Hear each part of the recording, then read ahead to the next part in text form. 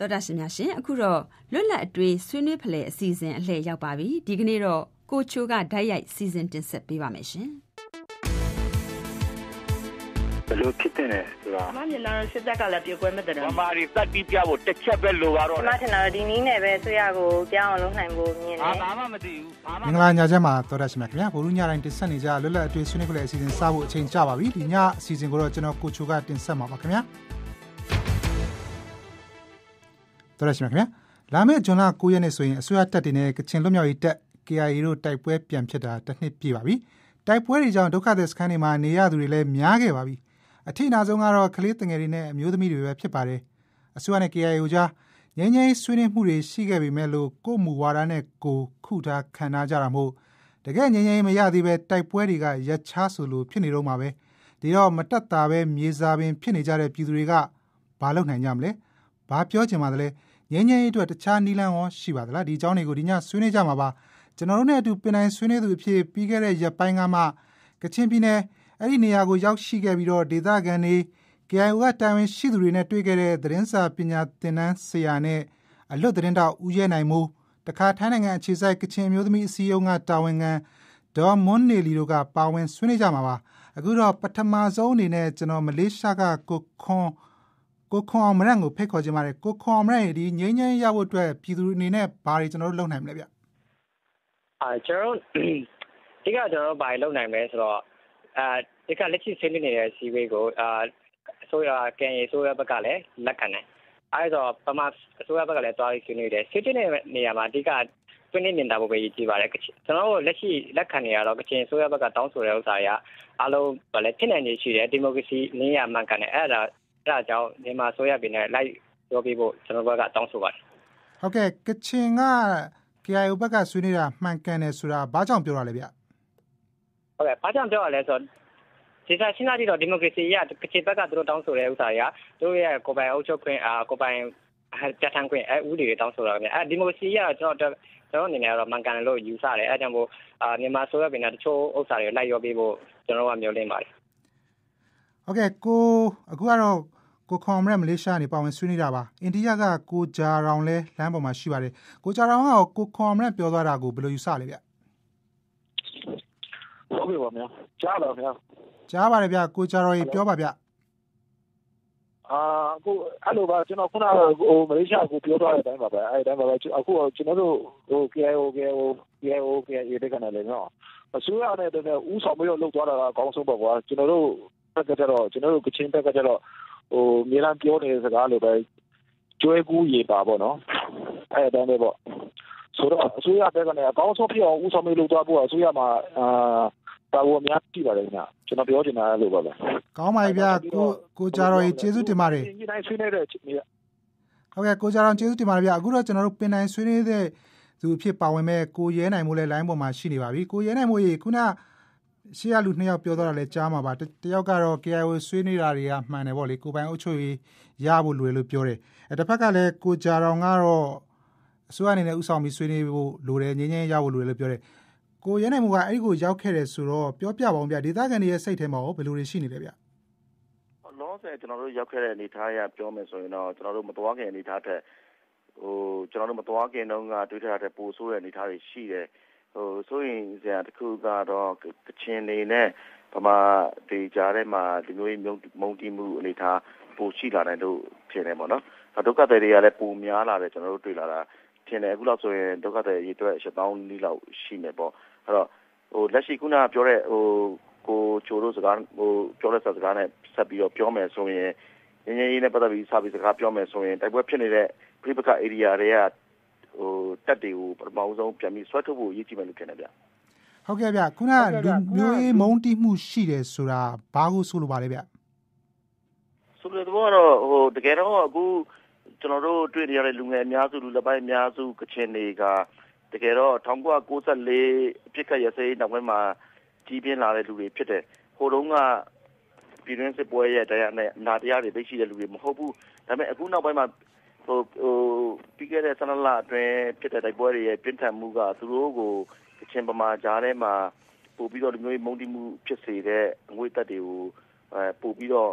ဖြစ်အောင်သုံးပို့ခဲ့တယ်လို့ကျွန်တော်ထင်တယ် အဲ့ဒါတွေလည်းကျွန်တော်တို့တွေ့ခဲ့ရပါတယ်ဟုတ်ကဲ့ဗျကိုရဲနိုင်မိုးလိုင်းပေါ်မှာတော့ဆက်ရှိနေပေးပါဦးအခုတော့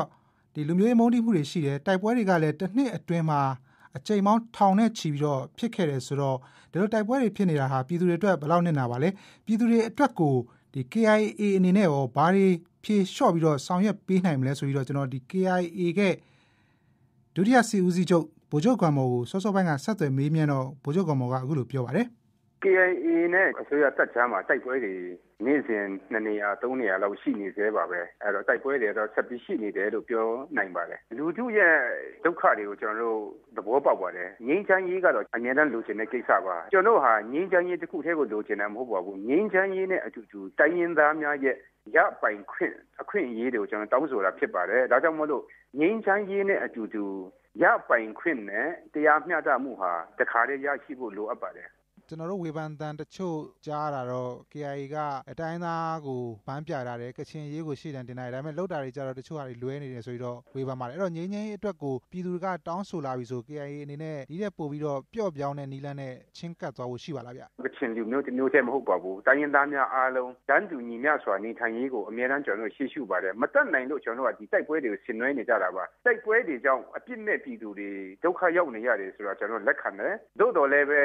တိုက်ပွဲမရှိတဲ့အချိန်မှာကျွန်တော်တို့ရဲ့နိုင်ငံထဲမှာဘယ်သူမှမနစ်နာဘူးလားဆိုတာကတော့ကျွန်တော်တို့စဉ်းစားမယ်အချက်တစ်ခုဖြစ်ပါတယ်ဟုတ်ကဲ့အခုမြေစာပင်ဖြစ်နေတဲ့ပြည်သူတွေရဲ့မျက်နှာကိုကြည့်ပြီးတော့အစိုးရပြောတဲ့ပုံစံပေါ့လေအပြစ်ရက်တာကိုအရင်လုပ်ပါပြီးတော့မှငြိမ်းချမ်းရေးစကားပြောကြရအောင်ပါဆိုအဲ့ပုံစံချင်းကပ်မှုကို KIA အနေနဲ့မလုပ်နိုင်ဘူးလားဗျဒီချင်းကပ်မှုကိုကျွန်တော်တို့ကလည်းနှစ်ဖက်ညှိနှိုင်းလို့ရအောင်ကျွန်တော်တို့ဆွေးနွေးနေကြပါတယ်အပြစ်ခတ်တွေရပ်ပြီးတော့တိုက်ပွဲတွေရပ်ဆိုင်သွားဖို့ဆိုလို့ရှိရင်တချို့ဒေသတွေမှာရှိတဲ့နှစ်ဖက်တပ်တွေကိုခွာထားရမယ်လို့ဒီအယူအဆကိုကျွန်တော်တင်ပြထားပါတယ်အဲ့တော့နိုင်ငံတော်ကနေတာဝန်ရှိတဲ့ပုဂ္ဂိုလ်တွေလည်းဆွေးနွေးနေကြလိမ့်မယ်လို့ကျွန်တော်ညွှန်လင့်ပါတယ် KIA ရဲ့စီဦးစီးခေါင်းဆောင်တယောက်အနေနဲ့ကချင်ဒေသကပြည်သူတွေအပါအဝင်ဗမာပြည်လုံးကငြိမ်းချမ်းရေးမျှော်လင့်နေတဲ့ပြည်သူတွေကိုဘာစကားပြောစရာရှိပါလဲဗျကျွန်တော်တို့ကထာဝရငြိမ်းချမ်းရေးကိုလိုချင်ပါတယ်ယာယီအပြစ်ခတ်ရပ်ဆိုင်ရေးလုပ်ပြီးတော့ပြန်ပြက်ပြဲသွားမဲ့ငြိမ်းချမ်းရေးမျိုးကိုကျွန်တော်တို့မလိုလားဘူးထာဝရတည်တတ်တဲ့ငြိမ်းချမ်းရေးရရှိဖို့ဆိုလို့ရှိရင်နှစ်ဖက်အပြန်အလှန်ခိုင်မာမာနဲ့တတိပြုကြဖို့ဆန္ဒရှိကြဖို့လိုအပ်ပါတယ်ဒီလိုဖြစ်အောင်ကျွန်တော်တို့စူးစမ်းမယ်လို့ပြည်သူလူထုအားလုံးကိုပြောချင်ပါတယ်ဒါကတော့ KIA ရဲ့ဒုတိယစစ်ဦးစီးချုပ်ဗိုလ်ချုပ်ကွမ်မော်ပြောသွားတာပါဗိုလ်ချုပ်ကွမ်မော်ပြောတဲ့နေရာမှာတော့ဒီငြိမ်းချမ်းရေးအတွက်ကိုနှစ်ဖက်တပ်တွေခွာပြီးတော့ဒါငြိမ်းချမ်းရေးဆွေးနွေးပွဲစဖို့အတွက်သူတို့ပြင်ဆင်နေတဲ့အစိုးရဘက်ကလည်း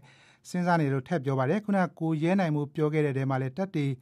ခွဲထုတ်ဖို့ဖယ်ထုတ်ဖို့လိုတယ်လို့ပြောပါတယ်အဲ့တော့အစိုးရဘက်ကဒီပြည်အောင်စုငြိမ်းချမ်းရေးဖော်ဆောင်ရေးလုပ်ငန်းကော်မတီရဲ့ဒုတိယဥက္ကဋ္ဌဦးအောင်မင်းဝန်ကြီးဦးအောင်မင်းကိုကျွန်တော်ဆက်သွယ်ဖို့စူးစမ်းခဲ့ပေမဲ့ဝန်ကြီးကအခုရက်ပိုင်းမှာအလောက်ကအားများနေတဲ့အတွက်ပါဝင်ဆွေးနွေးဖို့လည်းအဆင်မပြေသလိုအင်တာဗျူးပေးဖို့လည်းအဆင်မပြေဘူးလို့ပြောခဲ့ပါတယ်အဲ့တော့ကျွန်တော်ဒီနေ့ညဆွေးနွေးနေတဲ့အကြောင်းကတော့ကချင်ပြည်နယ်မှာကျွန်တော်ဒီနှစ်ပတ်လည်လာပြီးတိုက်ပွဲတွေပြန်ဖြစ်တာအစိုးရဘက်ကရောကချင်ဘက်ကရောတင်းခံနေတဲ့ကိုမူဝါဒနဲ့ကိုရက်ထားတယ်အဲ့တော့ပြည်သူတွေနဲ့ဘာလုပ်နိုင်မလဲ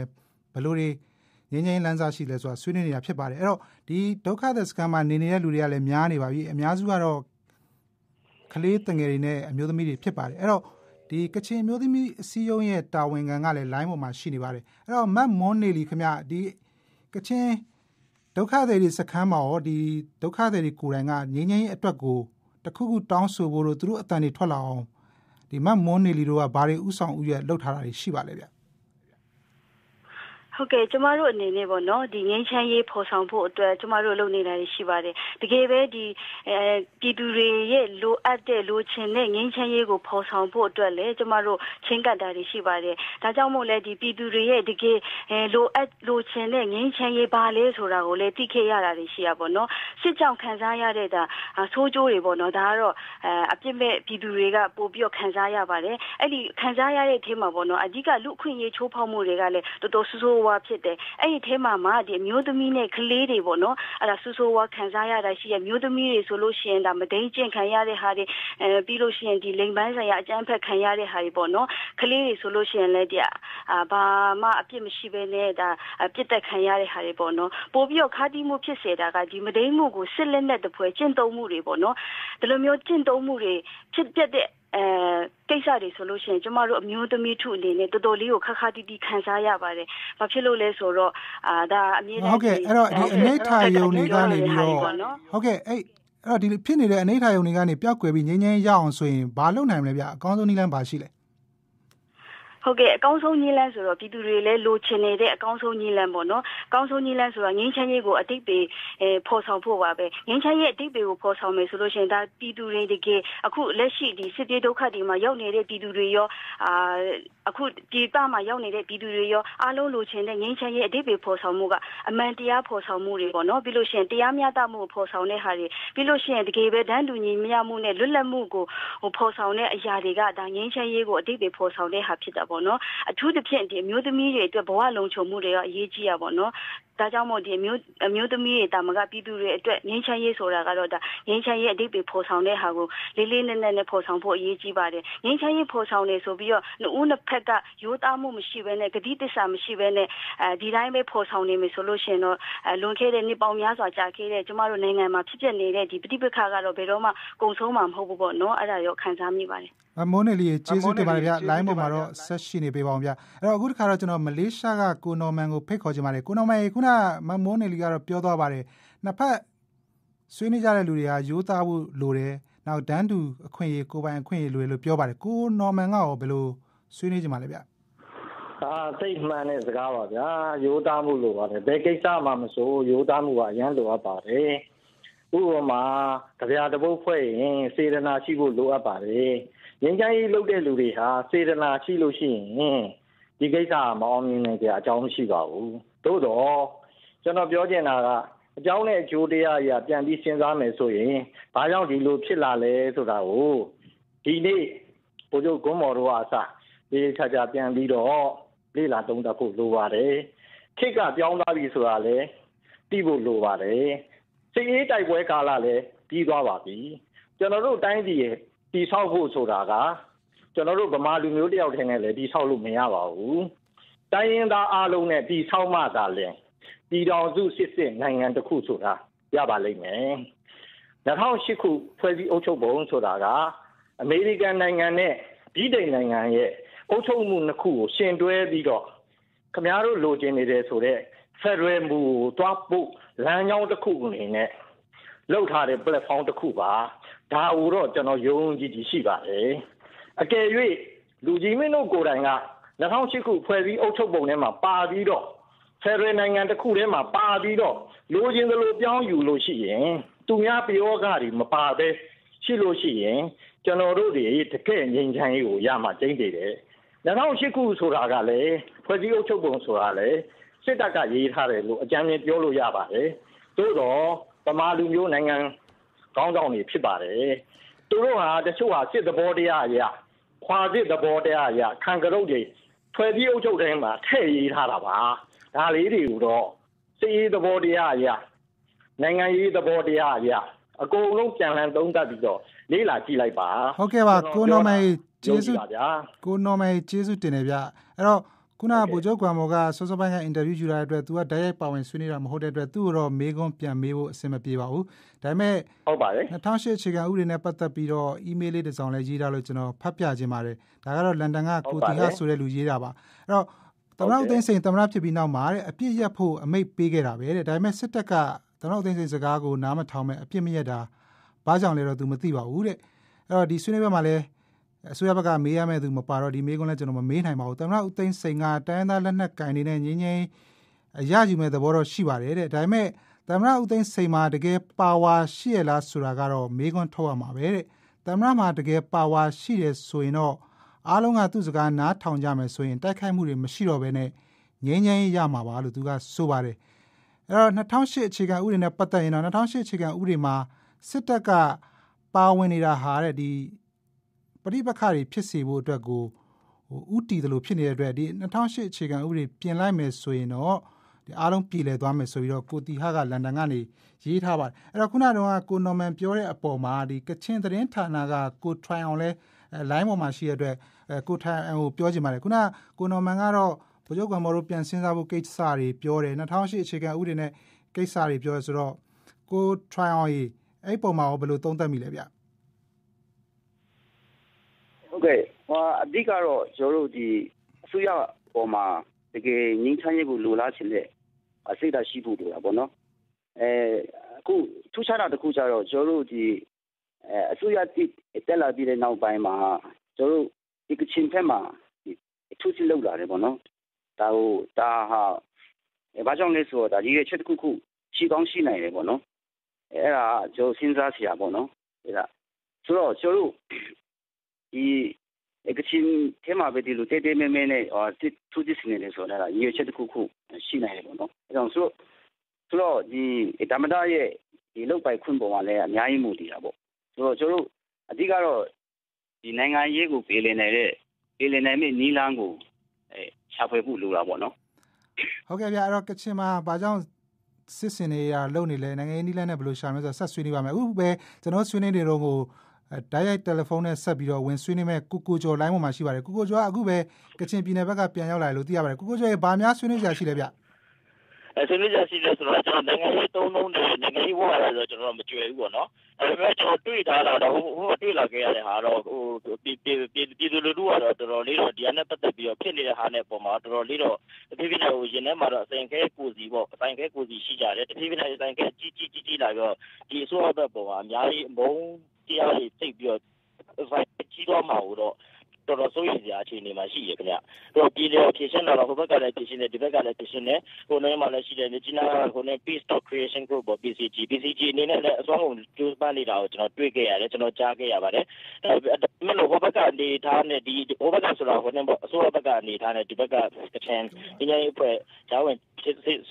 ဆွေးနွေးတဲ့အဖွဲ့တွေနဲ့ကြားတဲ့လှုပ်ရှားမှုတွေမှာဘယ်လိုအကျိုးတရားမှုရှိလာမလဲဆိုတဲ့ဥစ္စာကတော့ဟိုဒီနိုင်ငံတော်အပိုင်းအနေနဲ့ရှော့ပေးဖို့လိုတယ်လို့ကျွန်တော်တို့မြင်တယ်လေဟုတ်ကဲ့နိုင်ငံတော်ကရှော့ပေးရမယ်ဆိုတော့ဘယ်လိုပုံစံနဲ့ရှော့ရင်ကောင်းမလဲဘယ်လိုပုံစံနဲ့ရှော့ရင်ကောင်းမလဲတကယ်တော့ဟိုတော့ဒီနေ့ဂျာဝင်စစ်စစ်ညှိနှိုင်းတဲ့ဒီအဖွဲ့တွေပေါ့အကျိုးတော်ဆောင်အဖွဲ့တွေပေါ့အကျိုးတော်အဖွဲ့ရှိမှ PCG ဆိုသူတို့ဂျာဝင်စစ်စစ်ညှိနှိုင်းပေးတာဒေနာထောင်မှာဖြစ်တယ်လို့တကယ်တော့ပြည်သူတွေလည်းတကယ်တော့ပြောမယ်ဆိုလို့ရှိရင်ကဲဟိုကဒီလူတွေကြားထဲမှာပဲသွားလာလှုပ်ရှားနေထိုင်နေလို့ရတာပဲလေစုံစမ်းလို့ရတာပဲလေဟုတ်အဲ့ဒါတွေသူတို့လိုအပ်ချက်တွေကိုသိအောင်လို့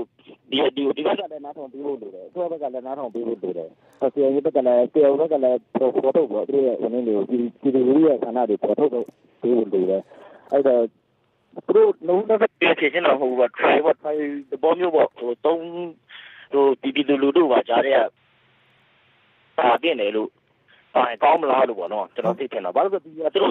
့ဆရာကြီးကလည်းများနေရတိတ်ကြာသွားရင်မကောင်းဘူးတင်တယ်ကောင်းပါပြီဗျကိုကျော်ကျေးဇူးတင်ပါတယ်ဗျကိုကျော်ကတော့အခုဆွေးနွေးနေတော့မှပဲတိုက်ရိုက်တယ်လီဖုန်းဆက်ပြီးတော့ပါဝင်ဆွေးနွေးလာတာဖြစ်ပါတယ်သောရရှင်တွေလည်းအခုနားထောင်ရင်လည်းအကြံပေါ်လို့ဝင်ပြီးဆွေးနွေးခြင်းနဲ့ဆိုရင် BBC ကိုတယ်လီဖုန်းခေါ်ပြီးတော့တိုက်ရိုက်ဆွေးနွေးလို့ရပါတယ်ဗျအဲ့တော့ကျွန်တော်ကိုကျော်ရဲ့ PCG ပေါ့လေဒီ Peace Commission Top လားဒီအနေနဲ့ပတ်သက်ပြီးတော့ကိုရဲနိုင်မို့ပြန်မေးချင်ပါတယ်ကိုရဲနိုင်မို့ဒီအဖွဲ့နဲ့ရောတွေ့ခဲ့သေးလားဂျားကနေပြီးတော့ဒီလိုအကျိုးဆောင်အဖွဲ့တွေဝင်ပြီးတော့ဆွေးနွေးနိုင်မယ်ဆိုရင်ပို့ပြီးတော့ငင်းငင်းအတွက်လမ်းစာပေါ်လာနိုင်မယ်လို့ထင်ပါလားခင်ဗျအဲ့ဖွဲ့တော့ကျွန်တော်မတွေ့ခဲ့ရဘူးဒါပေမဲ့ကျွန်တော် KIA ဖွဲ့တွေနဲ့လိုက်စာဘက်မှာစကားပြောခွင့်ရတဲ့အခါမှာ third party intervention ပေါ့တတိယဖွဲ့အနေနဲ့ဝင်ပြီးတော့ဆွေးနွေးဖို့ဒီမျိုးနှိမ့်ချက်ရှိမလားဆိုတာမျိုးလည်းမေးခဲ့ပါတယ်အဲ့တော့အဲ့ဒီတုန်းကတော့ KIO ဟိုပြောဆိုခွင့်ရပုဂ္ဂိုလ်တွေအနေနဲ့ဖြစ်ကောင်းတော့ဖြစ်နိုင်တယ်လောဆယ်ပဲဖွဲ့တွေကဖြစ်နိုင်မလဲဆိုတာတော့ဒီကြမပြောနိုင်ဘူးပေါ့နော်လောဆယ်ပြဿနာနေတော့ကျွန်တော်ကပို့ပြီးတော့မြင်တာကတော့ဟိုငင်းငယ်ဆွေးနွေးဖို့အနေထားမှာအစိုးရဘက်က chain of command လို့ပြောရမယ်ဟို main ကိုသွားတဲ့လမ်းကြောင်းဟာနှစ်ခုများရှိနေလားဆိုတာမျိုးတွေးစရာရှိတယ်တခုကတော့တက်မတော်ပိုင်းဆိုင်ရာလမ်းကြောင်းရှိမယ်တခုကတော့နောက်တစ်ခုကတော့ဟိုရသဆွေရဖွဲ့ပိုင်းဆိုင်ရာလမ်းကြောင်းရှိမယ်ကျွန်တော်တို့မိသားစုဘက်မှာကြားခဲ့တာတွေကဥမာအဖြစ်ဆိုချင်းပြည်နယ်မှာဝန်ကြီးချုပ်နဲ့ဟိုတိုင်းမှုနဲ့မျက်နှာချင်းဆိုင်မှုခက်ခဲတယ်ဆိုတာမျိုးတွေကြားခဲ့ရတဲ့မျိုးတွေရှိတယ်ဒါတွေကတော့ဟိုအချိန်နဲ့ကိုင်းနေတဲ့စကားပြောဖို့တဆိုရင်ကြာရှိလို့ထင်တယ်ဗျအဲ့ဒီလိုပုံစံဟုတ်ကဲ့ပါကိုရနိုင်မို့ကျေးဇူးတင်ပါတယ်ဗျကျေးဇူးတင်ပါတယ်ဗျဆင်းဆောင်ကောင်းတာဒီဝန်ကြီးချုပ်နဲ့တိုင်းမှုနဲ့တော့မျက်နှာချင်းဆိုင်လို့မရတယ်ဆိုတော့ဒီအစိုးရကြားထဲမှာကိုဟိုတခုခုရှိနေတဲ့လွဲနေတဲ့သဘောမျိုးတော့ရှိပါတယ်အဲ့တော့ဆက်ဆွေးနွေးကြပါဦးမယ်ကျွန်တော်တို့ BBC ကိုဆက်သွယ်ပြီးတော့တယ်လီဖုန်းကနေတဆင့်ပြောကြားလာတဲ့သောတာရှင်ရှိသလို BBC ကဆက်သွယ်ပြီးတော့ဟိုမေးမြန်းထားတဲ့ clip လေးလည်းရှိပါတယ်အဲ့ဒါလေးလည်းကျွန်တော်ဇက်တိုက်ဆိုသလိုဖွင့်ပြလိုက်ခြင်းပါသေးတယ်ခင်ဗျနားဆင်ကြည့်ပါဦး တိုင်းရင်းသားတွေကရတင်ရထိုက်တဲ့အခွင့်အရေးတွေကိုပေးလိုက်မယ်ဆိုရင်တော့ငြိမ်းချမ်းရေးပေါ်ပေါက်လာပြီးမှပေါ့နော်ကချင်ပြည်နယ်ဟာတည်ငြိမ်အေးချမ်းလာမယ်လို့လူထုအနေနဲ့တော့အဲ့လိုတုံးတက်တာခက်များများဖြစ်နေပါတယ်ဥပမာပေါ့ကျွန်တော်တို့ကချင်ပြည်နယ်မှာဆိုရင်ကချင်ပြည်နယ်မှာထွက်ရှိတဲ့တရားဇာတာတွေရောပေါ့နော်အစစအရာရာတွေကဒီကချင်ပြည်နယ်ရဲ့တိုးတက်ကြောင်းဖွံ့ဖြိုးကြောင်းမှာတုံးပန်ခွင့်မရှိတာရဲ့ဒေသန္တရဖွံ့ဖြိုးရေးမှာတိုင်းရင်းသားတွေကိုသူတို့အပြည့်အဝယုံကြည်နဲ့အပ်ခဲ့မယ်ဆိုရင်တော့ဒါဟာတည်ငြိမ်အေးချမ်းမှုတွေဖြစ်ပေါ်လာနိုင်မယ်ဆိုတာကိုကျွန်တော်အနေနဲ့သုံးသပ်မိပါတယ်ကိုကချင်ပြည်နယ်မှာအချက်ခါရစဲရေးအတွက်ဒီနေ့ဒီမှာရှိတဲ့ပြည်သူတွေအားလုံးအနေနဲ့ငြိမ်းချမ်းစွာဝင်ပြီးရဲ့ဆန္ဒတွေကိုဥသိမ်းစိန်အစိုးရပြည်အောင်ကျွန်တော်ဟောပြတာပါပဲဒုက္ခရောက်နေတဲ့ပြည်သူတွေနေရင်ဒေသကိုအကြောက်တရားချင်းနဲ့ရောက်ဖို့အတွက်ဥသိမ်းစိန်ရဲ့ကချင်ကောင်းဆောင်တွေပြည်သူတွေရဲ့ဥအောင်ကြီးဆောင်ရဲ့ရနိုင်အောင်လို့ထင်ပါတယ်ခင်ဗျာနေဒေသတွေကိုအပိုင်းချမလုပ်ဘဲနဲ့တော့ဥသိမ်းစိန်ရနေပြီးတော့တိုက်ရိုက်တိုက်တွယ်ပြီးတော့ကချင်ကောင်းဆောင်ရဲ့တိုက်ရိုက်ဆွေးနွေးတင်တယ်လို့ကျွန်တော်ယူဆပါတယ်ခင်ဗျာပြည်သူတွေကပြည်တော်စုတော်တွေတိုင်းသားကောင်းဆောင်တွေကြားဝင်ဆောင်ရွက်ပေးဖို့အတွက်ပြည်သူတွေအားလုံးကနေပြီးတော့ငြိမ်းချမ်းစွာဝင်လို့ဆန္ဒတွေကိုလွတ်လပ်တဲ့မီဒီယာတွေဆက်ဖော်ထုတ်ရနိုင်တယ်လို့ကျွန်တော်ယူဆပါတယ်ခင်ဗျာအခုကတော့သမ္မတဦးသိန်းစိန်မှာပို့ပြီးတော့တာဝန်ရှိတယ်သမ္မတဦးသိန်းစိန်ကနေပြီးတော့ဥဆောင်ပြီးတော့ကချင်ခေါင်းဆောင်တွေနဲ့ပြည်သူပါပြီးတော့သုံးဖလှယ်ပေါ့လေဒါဆွေးနွေးလိုက်မယ်ဆိုရင်ငြိမ်းချမ်းရဖို့နှီးစက်မယ်ဆိုပြီးတော့ပြောကြတာဖြစ်ပါတယ်အဲ့တော့ဒီညအစီအစဉ်ကတော့ကျွန်တော်တို့ကချင်ပြည်နယ်မှာတစ်နှစ်ဖြစ်နေပြီဒီတိုက်ခိုက်မှုတွေပြန်ဖြစ်နေတာငြိမ်းချမ်းရဖို့အတွက်ပြည်သူတွေဘာလုပ်နိုင်မလဲဆိုတော့ဆွေးနွေးနေတာပါအဲ့တော့အခု line ပေါ်မှာမြကြီးနားကကိုတန်ကွန်းရှိပါတယ်ကိုတန်ကွန်းရေကျွန်တော်တို့ပြည်သူတွေဘာလုပ်နိုင်မလဲဗျတို့ပြည်သူတွေကတို့ကဘာမှမလုပ်နိုင်ပါဘူးဘာကြောင့်လဲဆိုတော့ဒီစစ်ဖြစ်တာကမတိလို့ဖြစ်တာမဟုတ်ဘူးလူကြီးတွေအစိုးရတွေလည်းတို့တိရင်းနဲ့တို့ကနော်ဒီအဓိကပင်လုံကတိကိုနဲ့ဖြစ်တည်တဲ့ Federal Democracy နိုင်ငံတော်ကြီးကိုထူထောင်ဖို့ပဲဒါကိုဥပက္ခပြုပြီးမှကြွေးကြော်ပြီးမှဒီ Constitution ကိုဒီစစ်တပ်ကရေးဆွဲပြီးမှတွားလိုက်တဲ့ပြဿနာပဲဆိုတော့ဖြစ်လာတဲ့ပြဿနာကိုတို့ပြည်သူတွေကဘာမှလုပ်နိုင်ဖို့အခြေအနေမရှိဘူးလို့ကျွန်တော်မြင်ပါတယ်ဟုတ်ကဲ့ဗျကိုတန်ကွန်းရေကျေးဇူးတင်ပါတယ်အဲ့တော့အခုကျွန်တော်ပင်တိုင်းဆွေးနွေးတဲ့ကိုရဲနိုင်မိုးစီကိုအစီအစဉ်မပြီးဆုံးခင်လေးပြန်သွားလိုက်ချင်ပါတယ်ကိုရဲနိုင်မိုးကိုတန်ကွန်းကတော့ပြောပြီးပြည်သူတွေမှာဘာမှလုပ်နိုင်တဲ့အခြေအနေမရှိဘူးတဲ့တကယ်ပဲပြည်သူတွေမှာလုပ်နိုင်ခြေမရှိဘူးလားဗျကျွန်တော်အနေနဲ့ပြောမယ်ဆိုရင်တော့ကချင်ပြည်နယ်မှာရှိနေတဲ့ပြည်သူတွေအနေနဲ့လုပ်နိုင်ဖို့စွမ်းအားနေပါကောင်းပဲတခုပဲကျွန်တော်ကပြောရရင်ဆိုရင်တော့ပြည်မမှာရှိမဲ့ဥမာအပြင်ရန်ကုန်မှာမန္တလေးမှာနေပြီးတော့မှတခြားတိုင်းနယ်ပြည်နယ်တွေမှာရှိတဲ့ပြည်သူတွေအနေနဲ့တော့ချင်းပြည်နယ်မှာရှိနေတဲ့စစ်ပွဲကိုရစဲဖို့အတွက်ငြိမ်းချမ်းရေးကိုရဖို့အတွက်လုပ်နိုင်တဲ့စွမ်းအများကြီးရှိတယ်လို့ကျွန်တော်ထင်တယ်ဘယ်လိုပုံစံနဲ့လုပ်ရင်ရမလဲဗျဥမာအပြင်ဆိုလိုတဲ့သဘောကကချင်ပြည်နယ်မှာဖြစ်နေတဲ့စစ်ပွဲဟာအခုကနှစ်ပတ်လေလို့ပြောပေမဲ့ဒီစစ်ပွဲရဲ့စတင်မှုဟာတနေ့ပဲရှိတယ်လို့ကျွန်တော်တို့ပြောလို့မရဘူးဟိုးဝေးတဲ့စပြီးရှိခဲ့ငြိမ်းချမ်းရေးကိုလိုချင်တဲ့ပြည်သူတွေအနေနဲ့ပြောမယ်ဆိုရင်ဒါအစိုးရစတက်ဒါမှမဟုတ်အစိုးရအဖွဲ့ဒါမှမဟုတ်ကချင်ပြည်နယ်မှာရှိတဲ့ကချင်လက်နက်ကိုင်တပ်ဖွဲ့တွေကိုဘယ်အဖွဲ့ကမှအပြစ်တင်တာမဟုတ်ဘဲနဲ့ငြိမ်းချမ်းရေးကိုတကယ်လိုလားတယ်ဆိုရင်တကယ်ကိုလိုချင်တဲ့ပုံစံတစ်မျိုးနဲ့ကိုကဥဆောင်ပြီးတော့ငြိမ်းချမ်းရေးအတွက်ဥဆောင်တဲ့